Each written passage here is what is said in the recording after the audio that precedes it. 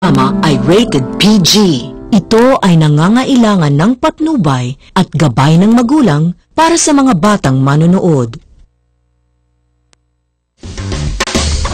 Araw-araw, nandiyan sila, bahagi ng ating buhay. Kahit magkibata, kahit magbingi-bingihan, kasama ka, naisa ka, may pakialam ka. Agenda, agenda, agenda.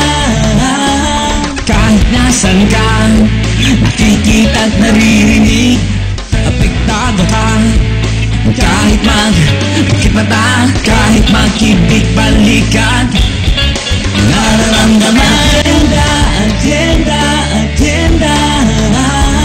Kahit di pag-usapan, nararamdaman. Sa bawat kibot-galaw natin, nakaka-apekto sa atin. Pag-usapan natin, harapin natin sa agenda, agenda, agenda. Kasama ka, kaisa ka, may pakialam ka. Kahit saan ka lumingon, may isyung nakaka-apekto sa iyo. Kaya dapat pag-usapan. Dahil lahat ng issue, kasama ka, kaisa ka, may pakialam ka.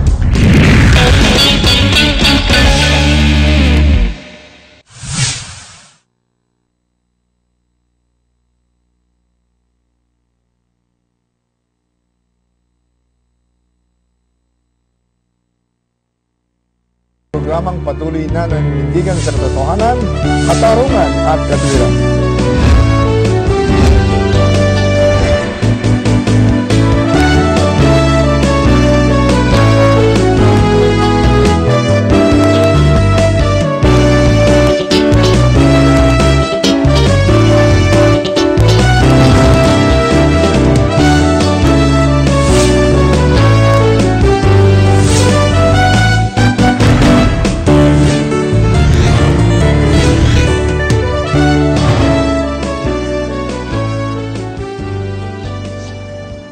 Magandang gabi, ako po inyong lingkod, Brother Eddie Villanueva, at ito ang Diyos at Bayan, ang programang patuloy na naninindigan sa katotohanan, katarungan at katwiran.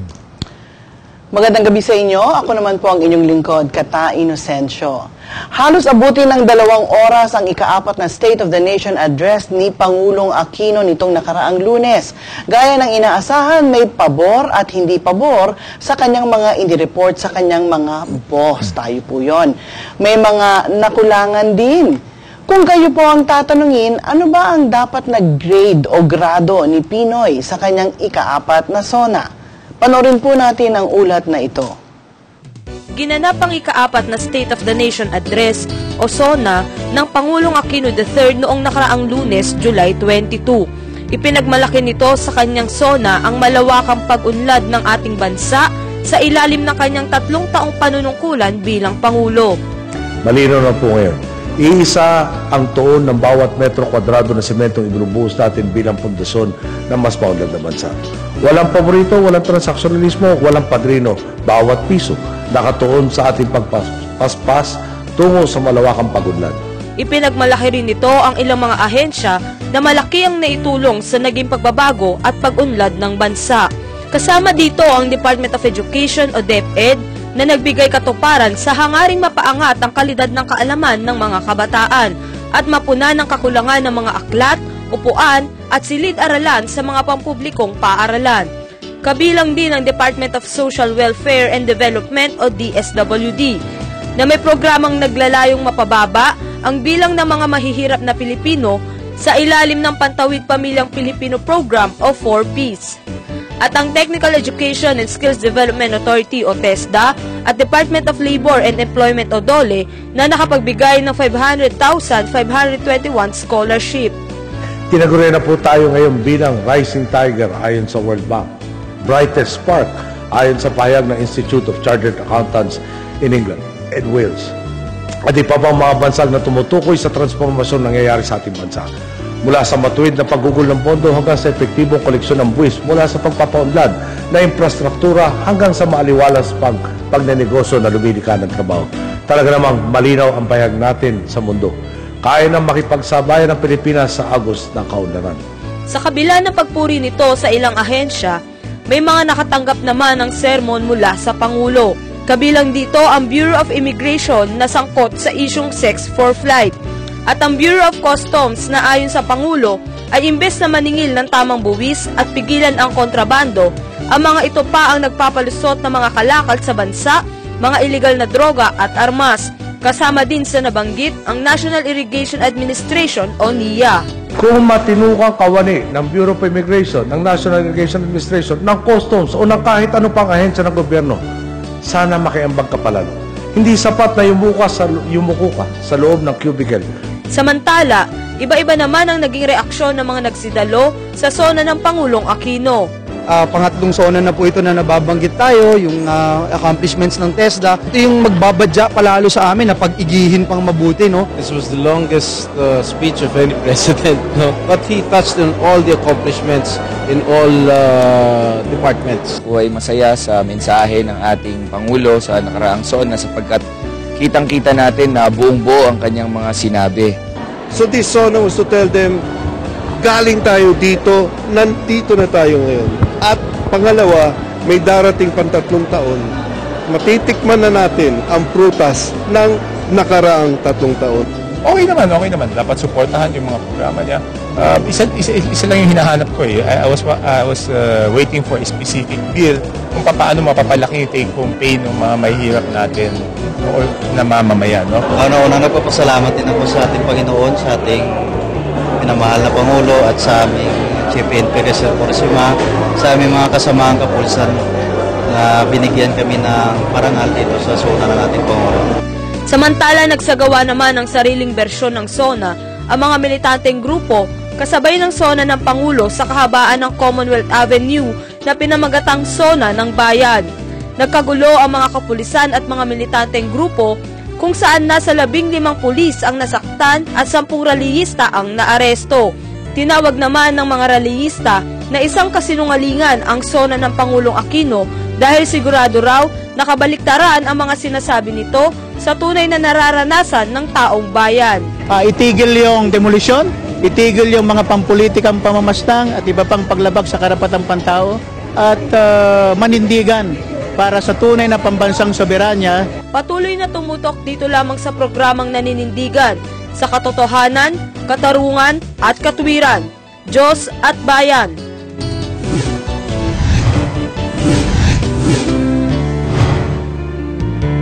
Yan po ang ating pag-uusapan ngayong araw na ito. Pero bago po yan, ay para ho sa ating mga masugid na televiewers, live po ang Diyos at Bayan ngayon. Kaya mula alas 8 hanggang alas 9 ng gabi, dito po sa Light TV 33, tumutok lamang po kayo. At doon naman sa ating mga tagapanood, pwede po kayong makisali o sumali sa aming talakayan. Mag-comment po kayo, magtanong, lalo-lalo na sa aming mga panauhin o maging sa amin, lalo na kay Brother Eddie, sa pamamagitan po ng pagtawag o pag-text sa mga numero na nasa inyong mga TV screen. Pwede rin po kayong magpadala ng inyong mga tanong o komento sa ating Facebook at Twitter page. Maaari rin mapanood ang Diyos at Bayan via live stream. Pumunta lamang po kayo sa website link na nasa inyong TV screen. At syempre, mapapanood ang Diyos at Bayan sa Sabado sa GMA News TV, alas 12 ng gabi at sa GMA 7 sa Linggo ng gabi. Brother Eddie? Ay po'y pinalad na makasama natin ang ilang mga resource persons na autoridad po sa ating pag-uusapan. Una ko pong pakilala, ladies first, ang presidente ng Philippine National IT Standards Foundation Inc. and National Council Member of NAMPREL, si Miss Maricor Acol. Magandang gabi po. Magandang gabi po sa inyong lahat. Nasa kaliwa po ni Miss Acol ay ang youngest and yet famous election lawyer sa ating bansa, law professor sa Lyceum of the Philippines, si Attorney George Garcia. Magandang gabi po. Magandang gabi po sa inyong lahat. At sa kaliwa po ni Attorney Garcia, ang kilalang-kilala sa ating bansa as one of the most popular political analysts. Siya po ay Executive Director of Institute for Political and Electoral Reform, si Mr. Ramon Casiple. Magandang gabi po sa ating lahat. At nasa kaliwa po niya ay ang Executive Director ng Ibon Foundation, isang kilalang, I think, the most principled survey company ba ito? Isipin namin, isa kami sa most principal. Okay, Mr. Sunny Africa. Ganda-ganda yung kata, Brother Eddie. Siguro, Kata, ang may kasabihan, ladies first, ano? Yeah. Ano ba masasabi nitong ating, I think first time lang natin naging guest dito, si Miss... I think in 2009, pero hindi sa iyo. Sa Diyos at Bayan pa rin. But kasama ko si Rafanan noon. Yes, correct. At matagal na maraming demand from the public na kayo maging guest dito. Salamat naman. Ano po ang inyong analysis, masasabi? Dahil ito'y SONA. Yeah. Ang masasabi ko, his speech was highly inspirational at saka nagmo-motivate sa ating mga mamamayan na tumulong sa kanya. Ngunit, isa lang ang hindi ko nagustuhan sa kanyang sinabi dahil pinuri niya ang COMELEC at yung eleksyon. Kami naman sa IceWatch, matagal na namin sinasabi, yung COMELEC ay lumalabag sa batas sa 9369 na yung election law by removing all of the security features. Kaya, ang masasabi ko lang is, I doubt the results of the national elections, and probably we should do something about even using ang paggagamit ulit ng PCOS sa 2016. Palagay ba ninyo, mortal sins ang nagawa ng COMELEC at saka ng Smartmatic ba? Ang sasabihin natin, binal sin lang? Hindi, mortal sin yan. Kasi, foundation of a democracy is that that this should be really the voice of the people. Ang sasabihin nga ng iba talaga naman parati naman ganyan ang eleksyon hindi naman talaga lahat ganun ka-honest. But even then, we still abide by the tenets of secret voting and public counting. Dito, basta na lang biglang lumabas yung mga resulta at questionable pa yung mga resulta dahil nakita natin yung pattern na 60-30-10. Although we cannot definitely conclude there was manipulation, no? But it is highly unlikely that the results in almost all the cities, all the provinces, will come out with that same distribution. Kasi dun sa 2010, nung ginamit yung PCOS machine, nakita namin ang distribution was about the median was about the same for all. Hindi ganong skewed to the left na 60 dito, 30 dito at 10. Looks like there was a linear program, but we cannot because hindi namin na-review ang source code ng PCOS, ng EMS at ng CCS. Although they said that they reviewed the CCS and the EMS, I think, before elections, kung yun ay talagang na-review nila, dapat hindi nangyari yung fiasco nung unang gabi. Yung palathala na sinabi ng dating IT chief ng COMELEC, Mr. Ernie De Rosario, na meron siyang natuklasang linear equation embedded in PCOS machines. At saka yung sa article ni Professor Rene Lex Muga? Rene Asurin, na minention yung kay Professor Professor Lex Muga na meron natuklasang 60-30-10 pattern. Pwede po bang sa maikling sandali, paliwanag yun nato sa layman's language? Yung pong tinignan namin, at saka yung sa transparency server, kasi yun ang datas na nakuha namin sa NAMFREL, okay?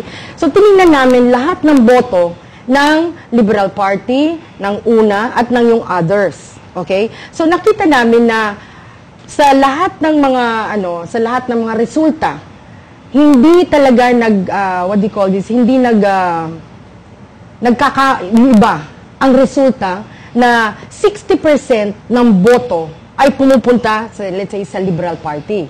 At 30% ay pupunta naman sa UNA and then the others will get 10%. So, in other words, ang sasabihin namin is, nakita namin yung pattern.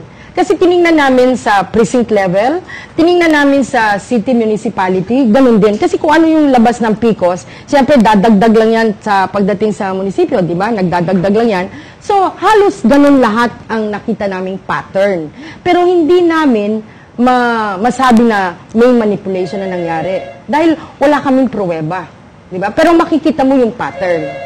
Meron ho bang nakapending na cases tungkol sa ganyan na violation ng electoral laws? I think ang violation dito I'm not so sure, pero meron yatang mga grupo na nagpo-protesta, but it will be more on the declaration or the proclamation of the candidates before the final canvassing, which was highly, how would you say, illegal, or not illegal because it was, that's their call, no? Pero highly questionable. Kumbaga, hindi normal na dapat nagpoproklama ka na ng partial, tapusin mo muna lahat. Kasi tamang-tama ngayon, ang natanggap lang namin sa PCOS machine is only 76% of the votes.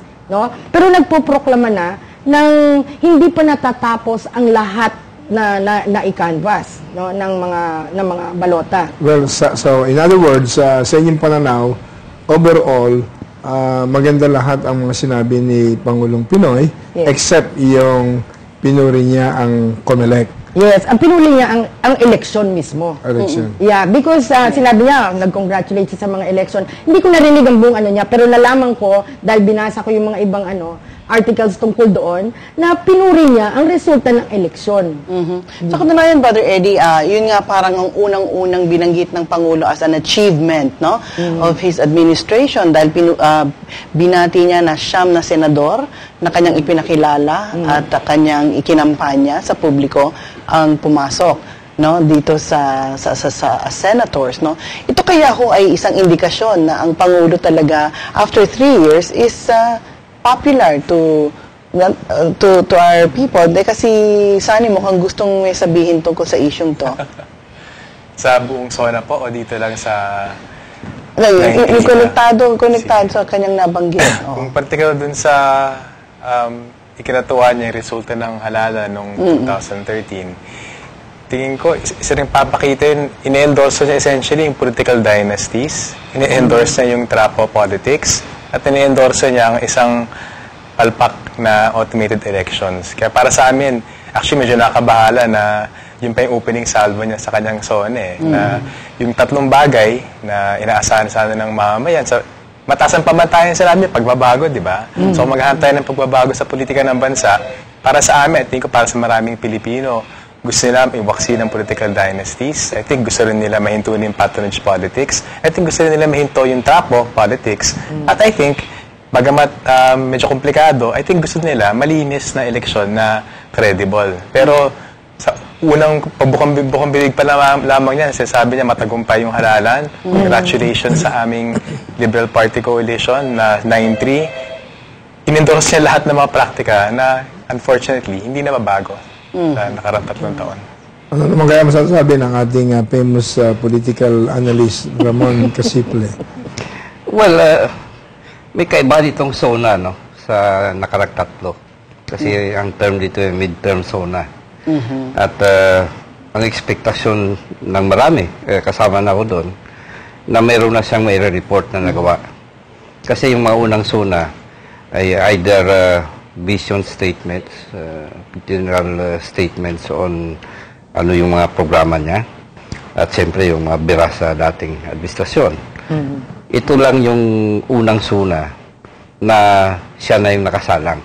Meaning yung kanyang programa ay pinatupad niya at may sinasabi siyang resulta. At ako hindi naman na nagkamali. Kaya nga humaba kasi detalyado yung zona. At yung mga sinabi niya, di ko alam kung merong nagsasabing mali. Kasi ako personally, wala rin naman akong basis na sarili. No? Hindi naman kami survey company. Pero may pagkilala ang mga tao doon sa mga sinabi niya. At yung popularity niya, I think, nakabase doon. Kaya, on that point alone, ano, ako sa tingin ko, may okay sa akin yung zona. Yung sinabi niya later na anong gagawin pa, yun ang may problema. Kasi, nagtuloy-tuloy sa detalye, pero siyempre wala ka naman detalye dahil future pa yun eh. Yung overarching program or roadmap, yun yung kulang. Doon sa economic and social aspects, anong napansin mong okay ka mo? Ang okay doon yung macroeconomic ano niya, no? Kasi doon naman yung pagtaas ng GDP, GNP, the usual statistics, ano? Yung stock market natin, tumaas, yung credit rating, yung mga pagunlad, ano, sa mga infrastructure, etc. Ang kulang doon yung koneksyon sa buhay ng tao. Kasi ang question dito na usapin sa programa niya yung anti-poverty program. May sinasabi siyang CCT, may sinasabi siyang pag-unlad sa serbisyo, no, ng edukasyon, health. Ako naman, ayoko namang sabihin na one way or the other, failure or success, kasi ongoing ito eh. Yan ang magandang commentary one after. Pero yung job creation, yun ang mukhang mahina. At hindi ka-taka-taka kasi merong isang bahagi ng macro statistics dito na hindi masyadong na-highlight. Yung foreign direct investment saka domestic investments na usually dapat ito ay nakatuon sa mga agriculture, manufacturing, yung mga industriya na nagbibigay ng trabaho sa karamihan ng ating kababayan. So yung may sinasabi siyang inclusive growth.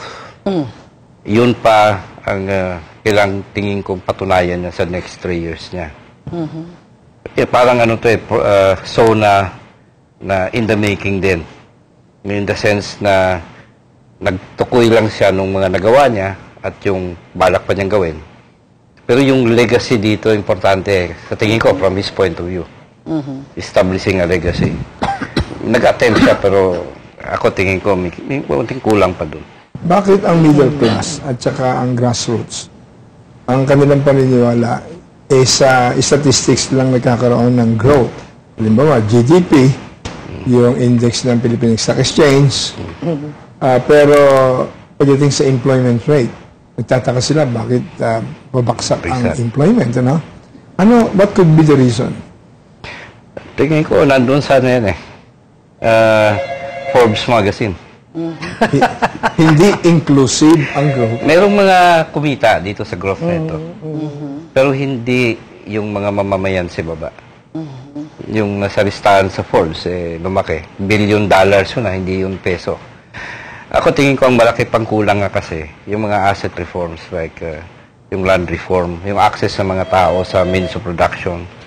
Kasi including job creation of course. Yung usapin ng maramdaman ng tao yung growth na yan, nandun yan sa day-to-day experience At yun ay jobs, una. Nandun yung high prices na pababa mo kaya nagagasal, yung perang nagagasal na mas maraming nabibili. The usual actually yan. Matagal na nating sukatan yan. Ngayon, ang usual theory dyan is trickle-down effect. Para bang in due time, darating din yan. Ako tingin ko fallacy yun. Sa isang sitwasyon na malaking agwat ng mayaman at ng mahirap. Kung magsabi ka ng inclusive growth, ang unang usapin dyan ay alisin yung gap na yan. Palapitin yan. Yun ang hindi ko pa nakikita exactly kung ano yung anti-poverty program ng Pangulo. Kasi yung iba yung Mississippi ka. Sige, poorest of the poor. Pero pantawid yun Ang mas usapin yung paano mo dalhin ang mahihirap sa isang sitwasyon na sustainable yung kanilang pagyaman. Yun yung kulang na parte dyan. Palagay ko may dadagdag si Atty. George Garcia kasi not only as a famous election lawyer, yung advocacy mo, alam ng marami na ikaw ang isang election lawyer, graduate ng Master of Laws, at meron kang advocacy. Ano sa tingin mo ang kalagayan ng ating bansa? Kasi sabi ni Presidente, you are the SONA. Ako, Brother Eddie. Ako po natuwa ako dahil yung SONA po ng ating Pangulo sa Filipino niya na-deliver. Sa mga previous presidents po, wala tayong makikita na ganon. Ibig pong sabihin, nakapag-connect po siya sa mamamayang Pilipino. Kahit sino po yung tanungin nyo, kahit na ordinaryong nagbebenta sa palengke, taxi driver, jeepney drivers, naunawaan po ang sinabi ng mga Pilipino. Para po sa akin, napaka-importante yon that if you are the leader and you are able to connect to your people, napakaganda po nun. Pero palagi ko po, madami na pong nasabi tungkol sa speech ng ating Pangulo. Pero siguro, mas magandang tingnan po natin na yung speech na yon, yung SONA ng Pangulo, ay panawagan din sa atin. Because governance should not be the role only of the government. It should be more the role of the governed. Ano po ibig sabihin? We must participate. Kinakailangan hindi lang nagsasalita yung leader, hindi lamang nagagalit sa mga ahensya ng gobyerno, tayo po mismo magpuna. Tayo po mismo mag-participate sa pag-govern sa sarili natin. Ano po ibig sabihin? Alam naman po natin na nagsabit ang ating Pangulo ng 2.268 trillion budget. Hindi naman po sapat lang yun na alam natin nagsabit siya ng budget. Dapat po mag-participate tayo sa pag-revisa o sa pag-tingin dito sa budget na ito. Tayo mga mamamayan, pwede nating i-text o tawagan o sumulat tayo sa ating mga kongresista o bakit ganito po ito, bakit po ganyan yan. Halimbawa po yung CCT. It is not enough na kukuha lang po kayo ng kukuha ng sabihin na natin tantawid sa bawat buwan. May obligasyon ka rin na kahit paano, siguraduhin mo naman na yung buhay mo nag-i-improve, hindi dahil kumukuha ka lang ng kumukuha. Ang ibig ko pong sabihin, ang SONA ay hindi SONA ng Pangulo. Ang SONA ay tayo. Yun po yung ibig sabihin nun. Ibig sabihin, ito na yung ginagawa namin, ito yung hindi namin ginagawa. Ano naman ang ating pong gagawin para ma-improve ang buhay natin? Kasi otherwise, kung lagi po natin inaasa sa ating Pangulo, inaasa natin sa ating mga leaders, hanggang mamatay na po tayo dito at magkaroon ng bagong saling lahi, lagi na lang po tayo aasa ng aasa. Ang SONA ay panawagan na tayo mismo ay mag-participate sa pamamahala. Naalala ko yung sabi ni President John Kennedy dati, ask not what the government can do for you, but ask what you can do for the country. So, in effect, parang iyan ang bahagi na sinasabi ni Atty. George Garcia. Pero may dadagdag si... Maganda nga yung sinabi ni Atty. George na talaga ang mga mamamayan ay kaparte dito. Yung the nation, hindi pwede lang yung Pangulo. Kanya lang, ang nakulang na sinabi ng Pangulo ay sana yung in-stress niya na ibaback up niya yung Freedom of Information Bill, okay? Sapagkat, ang sinasabi natin, tama nga, magtutulungan nga tayo. Ikaw ba ay makaka-review ng kanilang kung nakatago lahat yung impormasyon na yan? So, paano ka makaka-review ng sinasabi mo? Hindi mo talaga hindi ka makakaparte dun sa diskusyon dahil tinatago nila yan. So, ang sinasabi ko ay maganda yung mga sinabi niya, ngunit kulang sa aksyon, kulang sa direct action that will result para yung tao ay makakatulong. Like we were saying, the Freedom of Information Bill. And ang sinabi din ni Mon Casiple tungkol sa agriculture and manufacturing, doon talaga dapat tayo magtutuos ng pansin. Dahil yun ang greatest employer ng ating bansa, and that's how you can generate more people to be employed. Ang hindi pa binanggit ni Pangulong Pinoy dito ay yung tungkol sa mga OFW. Hindi niya nasabi na yung GDP natin ay napakalaki nga, naging improve. Pero hindi niya naibanggit na ito ay dahil sa pinapadala rito ng OFW at ang consumption economy dahil sa mga pinadala ng mga OFW. Sana yung tingin ko ang Ibon Foundation nagkaroon ng comprehensive analysis, ano ang mga area na merong specific strategies para makabangon ang ekonomiya ng ating bansa na inclusive, hindi lang exclusive doon sa ilang mayayaman. Yung nabanggit kanina ni Mr. Casiple, Pero bago mo ito sagutin, bigyan lang sa daling pagkakataon ng ilang mahalagang paalala. Huwag po kayong aalis dito sa magbabalik po agad ang No Holds Barred program ng Diyos at Bayan.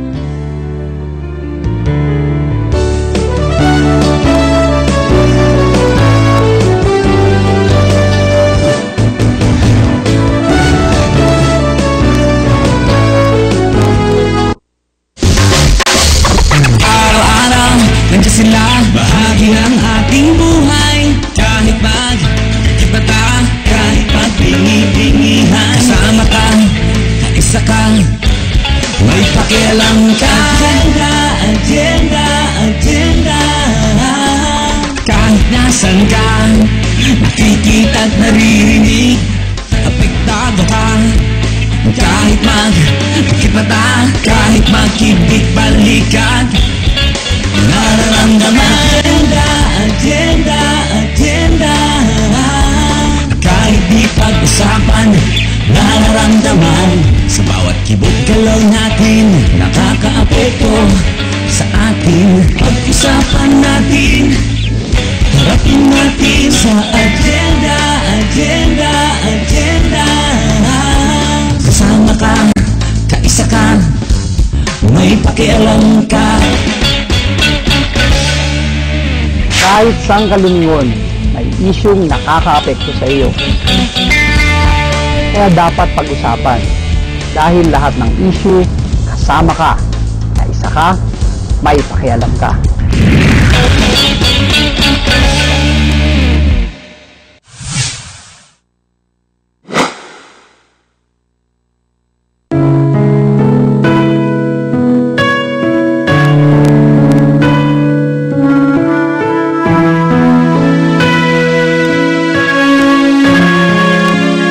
Lapit lang po sa Panginoong Jesus, makatatag po kayo ng kagaanan sa Kanya. Sino man ang nasa mabigat na kalagayan, iabot niyo po ang inyong kamay. Kung kami man ay napapagal at nabibigat ang lubha, lumapit kami sa inyo, kami bibigyan niyo ng kapahingahan.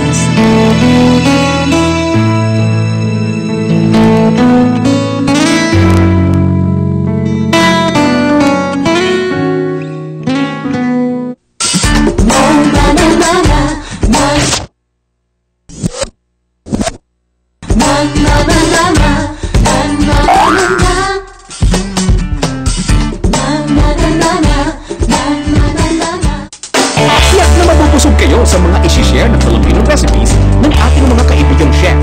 Sina Chef Lea at JJ Sisig. Sarap, sulit, at Pinoy na Pinoy sa Sarap Pinoy.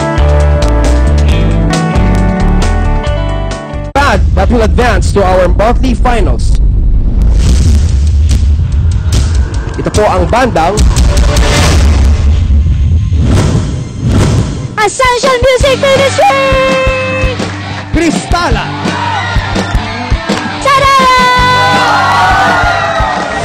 Tatlong mahuhusay na banda na naman ang nakapasok sa ating monthly finals. Ngayong Sabado, sama-sama nating tutukan kung sino sa Essential Music Ministry, Kristala at Haraya kung makakasali at makakapasok sa inaabangang Ignite Gospel Music Festival Grand Finals. Abangan ang lahat ng yan ngayong Sabado sa 8:30 ng gabi, Ignite Gospel Music Festival. Dito lang sa Live TV 33. Kaibigan mo.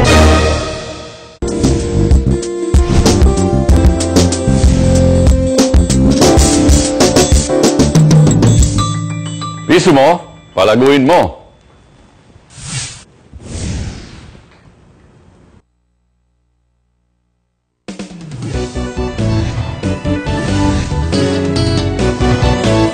Yung mga kulang pa rin. Siyempre, ang unahin dapat niya yung mga buhay ng tao, yung mga mahihirap. Ang pinaka may kukulang sa pinaka-real picture ng ina-expect ng tao sa bansa. So far, sa mga nagagawa niya, ang balita ko lang, gumanda yung ekonomiya. Pero as of now, nakikita ko dun sa exchange rate ng dollar. Medyo mataas pa yung dollar compare sa peso eh. Sa akin, nagandala ko dun, lalo na sa may disabled. Sana yung sa iba, huwag mawalan din ng pag-asa, katulad nung sinabi ni Presidente. Babalik po ang Diyos at Bayan sa paksang Sona ng Pangulo 2013. At bago po tayo magpatuloy sa ating hanging question ay ating pong binabati ang mga sumusubaybay at nagtatanong. Mukhang dumadaksa po ang mga tanong. Kata. Naku, Brother Eddie, maraming mga kababayan natin from Cavite, Laguna, at saka sa Taytay, Quezon City, Manila, Tondo, Manila. Kumusta kayo dyan? Ito si Kenneth Morales ng Cavite. Ang komento niya, walang masyadong laman yung Sona ni Pinoy. Wala akong narinig about OFW at paninindigan ng Pilipinas laban sa mga bansang tumutuligsa sa atin. Si Maribel de los Reyes ng Laguna, para sa akin, ramdam ko pa rin ang agwat ng mayaman at maralita sa pamahalang Pinoy. Si Ruben Acosta ng Quezon City, parang yabang lang ginawa ni Pinoy, hindi niya sinabi yung mga dapat at balak niya pang gawin. Si Elena Andoy ng Makati, sa isinusulong ni Pinoy na matuwid na landas, tila di ito makatotohanan kung ini-endorso niya ang political dynasty tulad ng nasabi ni Mr. Africa. From Yancy ng Taytay, sabi niya, yung nababalitang sex for flight issue sa mga Filipino OFW na inaabuso ng mga konsul. May ginawa bang hakbang ang pamahalaan para maparusahan yung mga pasimuno nito? Di kasi niya nabanggit sa SONA. Nasaan ang hustisya at tulong ng pamahalaan? Si Arnold Casio naman ng Tondo, Maynila, bakit po kaya walang nasabi o nabanggit sa SONA ni Pinoy tungkol sa problema ng bansa sa China? Well, mga missing, hinahanap ng taong bayan. Siguro, pakinggan natin si Sunny. Anong masasabi mo? Meron bang napansin ka tungkol sa economic strategies na specific at magkakaroon ng hope ang ating taong bayan na maging inclusive itong mga nababalitang economic growth, hindi lang exclusive for the few? Siguro gusto ko ito rin nabanggit ni Ma'am Kata dun sa break kanina. Di ba may kasabihan, the truth, the whole truth, and nothing but the truth. Ngayon, medyo matalas yung mga nag-phone in ng mga komentaryo.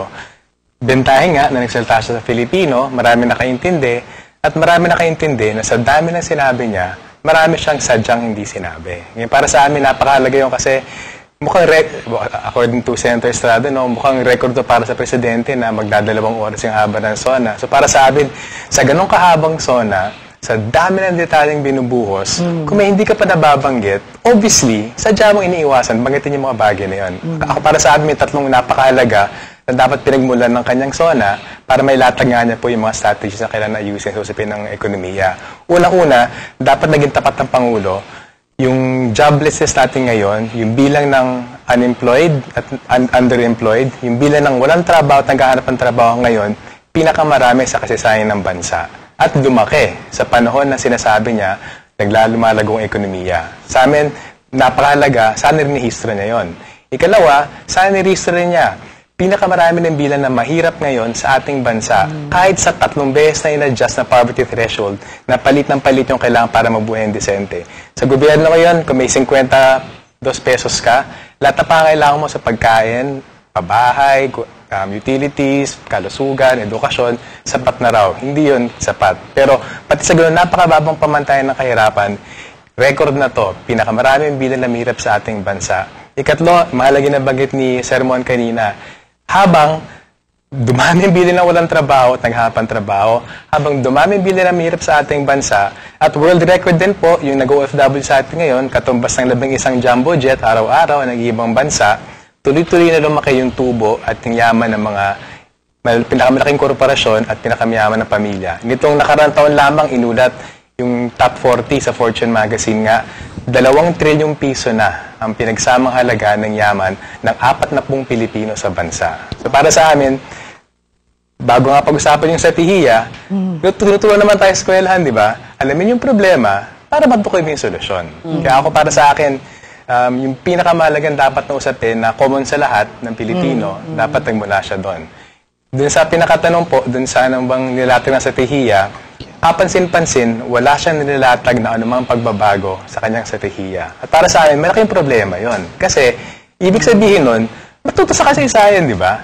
Kung ito nakarang tatlong taon, hindi umubra yung mga patak na sa ekonomiya na nagdulot nga ng walang kapantay na kawalan ng trabaho, walang kapantay na kahirapan, at walang kapantay na agwat sa ating ekonomiya, matuto tayo dapat doon at baguhin yung mga patakaran na yan.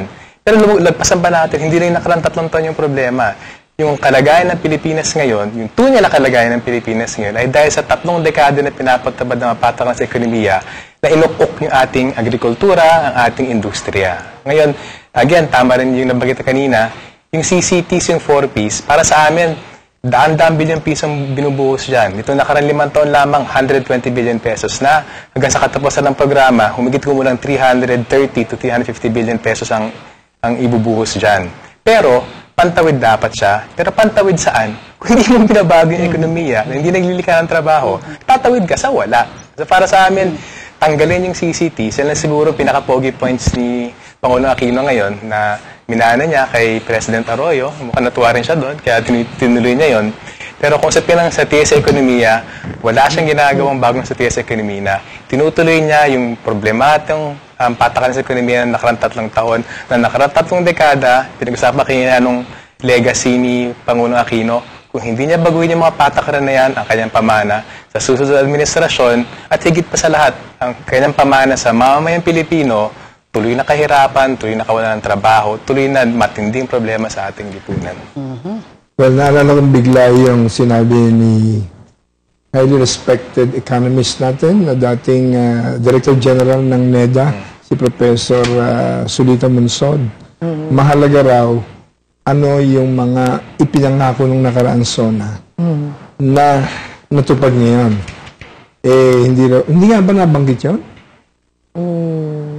At kung hindi binanggit naman yung gagawin sa susunod, in the future, wala ring obligation na mag-report kung nagawa o hindi yung ganong pangako. Ano? Yun lang ang napulot ko nung pinakikinggan ko si Professor Sulita Munsod. Anong pananaw mo ron? Hindi, ang sasabihin ko, tama nga, pinalabas niya yung mga magagandang nangyayari sa Pilipinas. Tama, tumaas nga ang GDP. Hindi naman niya sinabi, tumataas din naman lahat ng presyo ng bilihin. So, yung mga mahirap na kumikita lang ng, let's say, 100 pesos a day, pantawid lang talaga sa kanila yung kanilang naiipon. Hindi sila makaipon, yung kanilang only enough para i-sustento yung pamilya nila. Kaya, hindi niya binanggit yon, as I said na nga. Kung talagang ang maganda yung kanyang how would you say, sound bites na ako ang boss nyo, ay kayo ang boss ko, and matuwid na daan.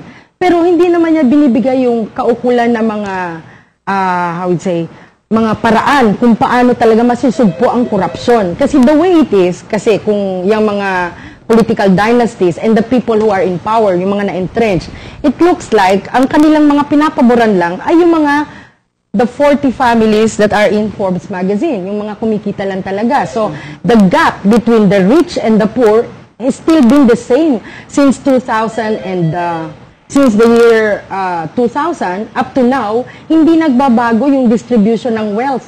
Still, 80% of the people only have 20% of the, what do you call this, the resources of the Philippines, while the 20% have the 80%. So, hindi nagbabago. So, in other words, yung kanyang mga polisiya at yung kanyang mga strategies are probably maganda lang sa pakinig, maganda lang pakinggan, no? Yung ibig sabihin na matuwid na daan, no? Pero kung ang mga tao naman ay hindi nakakakita ng pagbabago sa the way things are being done. Okay, may mga nahuhuli nga, pero yung mga malalaki nung dating, yung the past administration, wala rin naman nangyayari pa hanggang ngayon. The only thing that probably he can account for in this past year was the removal of the Supreme Court Chief Justice. That was only what he did, no? And mahirap nga sabihin kasi nga matagal na natin sinasabi, as I said, I will again the freedom of information. Tayo ay makakakita ng transparent na gobyerno kung ang tao ay nabibigyan ng lahat ng at saka yung tao na nasa katungkulan, pag alam niya na mabibisto yung kanyang mga gagawin, hindi siya magiging corrupt.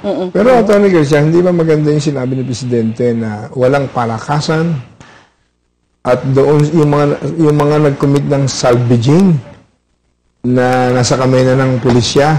Usong-uso ito no? Noong pang sa panahon ng kanyang mga predecessors. Hindi rin at nabanggit hanggang ngayon, nasa kamay na ng pulisya, pagkatapos biglang inago yung barel, o wari inago yung barel, tapos pinatay. Pero may pag-asa yata ngayon, nag-warning ang Pangulo na ito'y kanyang re-resolbahin. I do hope na ang dami kasing kasong salvaging itong shocking injustices. Ano sa pananaw mo bilang isang instrument of justice, Attorney George? Yung po kasi, talaga po may problema palagay ko sa pulis, sa kapulisan natin. Kasi ang problem po natin, yung sinasabi nila na yung image po, yung perception na para bang yung tao sa halip na pumunta sa mga pulis para humingi ng tulong sa mga problema nila, bakit ka pupunta kung baka lalo pang magkaproblema ka? So yun po yung at the same time, bakit po kinakailangan ang Pangulo pa magsabi na mukhang rob out ito, hindi ito shoot out. Tapos tsaka lang sumunod ang Chief PNP na nagsabi, mukhang rob out nga. So kung hindi kaya nagsalita ang Pangulo ng gano'n, magsasalita siya. So mas maganda po siguro na institutionalize yung pagkilos. Kaya po ako isa pong inaasahan ko sana, nabanggit ko rin yung kay Sermon before, nasabi ko sana sa SONA ng Pangulo, magbanggit siya ng cabinet revamp. Siguro po napapanahon na. Bakit po madami mga cabinet secretaries ang performers talaga? Ibig sabihin, kaya nila yung trabaho. Number 2, inaccept nila yung challenge. Katulad ni Secretary Luistro ng DepEd. Katulad ni Secretary Joel Villanueva ng TESDA. Katulad halimbawa sa Department of Tourism. May mga talagang exemplary performance po eh. Bakit yung iba hindi? So siguro po mas maganda magkaroon tayo ng revamp. Kahit paano, nasa kalagatian tayo ng administrasyon niya, siguro naman high time na, medyo tingnan din. Total, may grade na rin naman po siyang binibigay sa mga miyembro ng gabinete niya.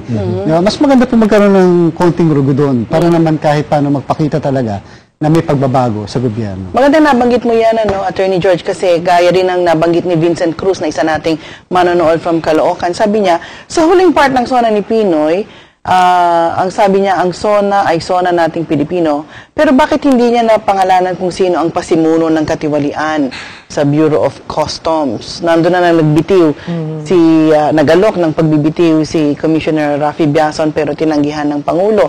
So sino kaya yung binabanggit ng Pangulo doon sa Bureau of Customs kung hindi si Raffy yun, At saka may tanong din si Jun Sarmiento ng Rizal, baka kayang sagutin ito ng ating mga panelists na parating kanina pang binabanggit ni Ma'am Maricor, Bakit kaya di binanggit ni Pinoy ang FOI?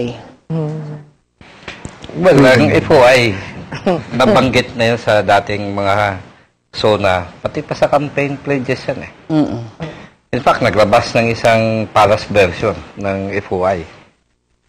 Ang kuha ko dito, unang-una, ito ay isang sa pananaw ng Malacanang, hindi, parang Aritsville. Hindi sila nagsalita sa simula.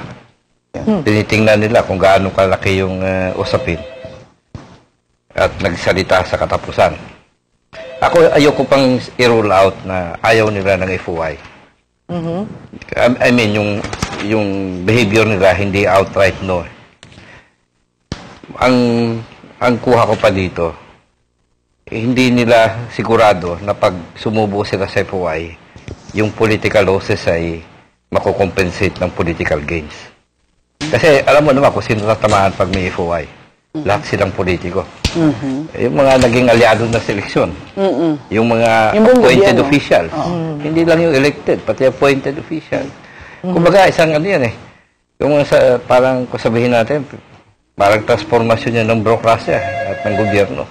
Yun naman sinabi niya eh. Ita-transform, di ba yun lang sa umpisa? Kaya mataas ang ating expectation sa kanya eh. May ginamit siyang term na social transformation, doon ako na-intriga. Ako, naghihintay ako na bigyan pa niya ng fleshing out yan in the future na mga speeches niya. Kasi dito ko lang siya narinig eh.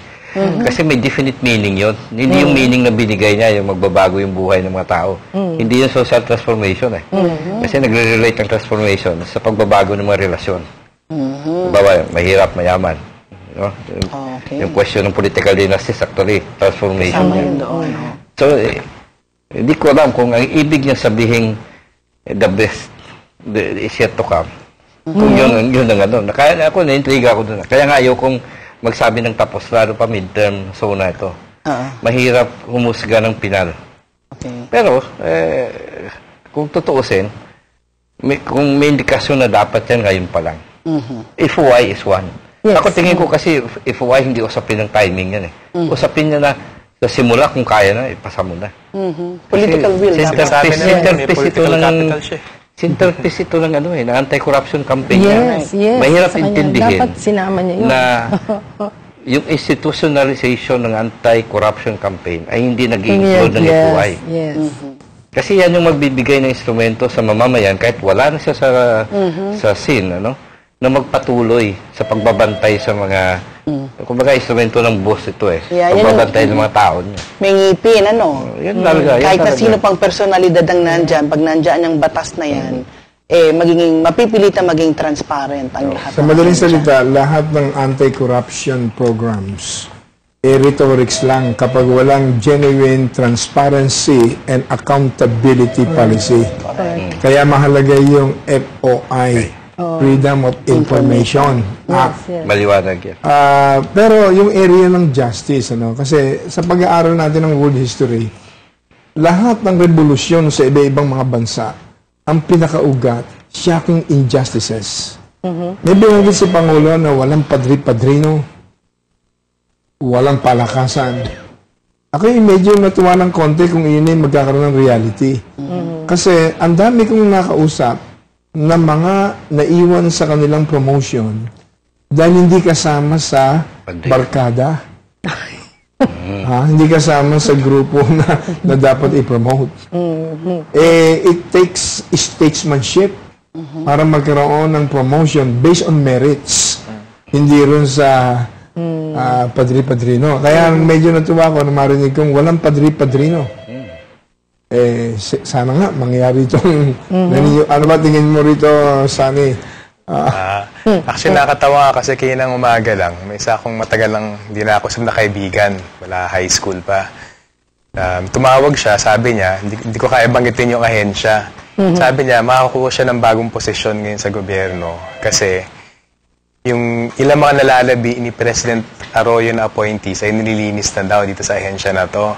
At pinapalitan ng mga bago. Kaya para sa akin, isang very recent na halimbawa lang yan.